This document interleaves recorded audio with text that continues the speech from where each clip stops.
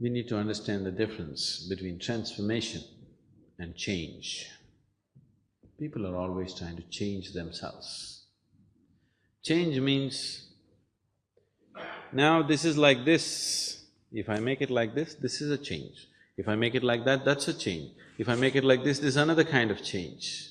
The essential quality will never change. When we say transformation, the word transformation means that nothing of the old remained. Something totally new flowered within you. Now you look at a rose plant full of thorns. Springtime came and rose flowers burst out. It is a transformation. The thorns are still there. There are more thorns than flowers. But we don't call it a thorn plant, we call it a rose plant. Because that single rose, everybody's attention goes more towards that one single rose than 100 thorns that are on the plant, isn't it? So, all the thorns in you, maybe you cannot remove right now. But if one rose flower blossoms, all that, no, everybody is willing to overlook those things, isn't it? Yes? So you don't have to iron yourself out and straighten yourself out as somebody thinks it is the right way to be. No. If you can just make yourself into a very joyful being, whatever other nonsense and quirkiness and kinkiness you have, people are willing to take it. Yes or no?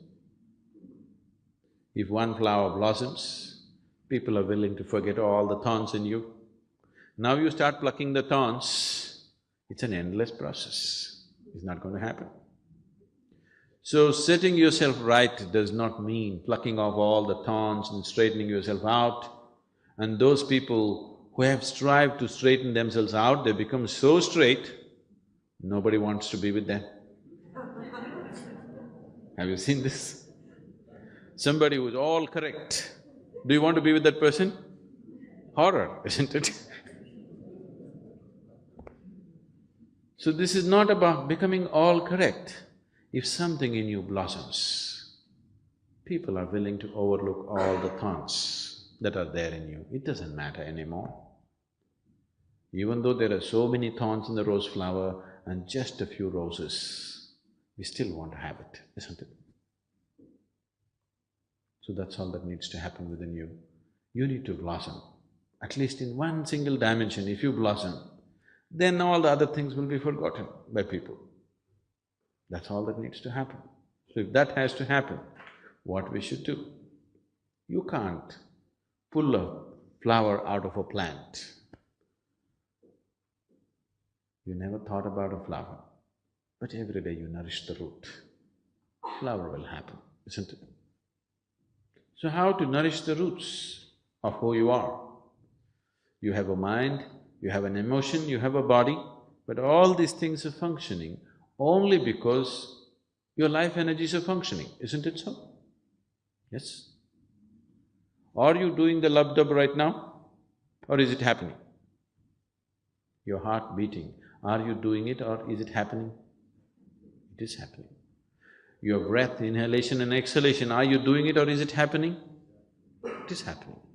Everything that is life is happening, isn't it? Is it so? It is happening, you are not doing it. If it was in your hands, you know what a mess it would be by now? Fortunately, it's not in your hands, it is happening.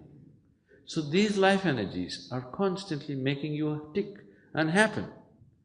And that's what you need to nourish. If you make your life energies properly balanced and in full vibrance, your body, mind and emotion will be in its best possible condition. So there is a whole science and technology as to how to do this. It is this technology that is referred to as yoga, but unfortunately, only the physicality of yoga came to the West.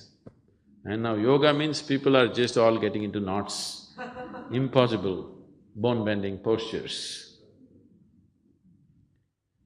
Yoga is the science and technology of nourishing the roots of your existence so that everything else naturally flowers. Because you want a flower, flower will not come. You have to do the right thing, only then it happens, isn't it? That is so with everything in your life.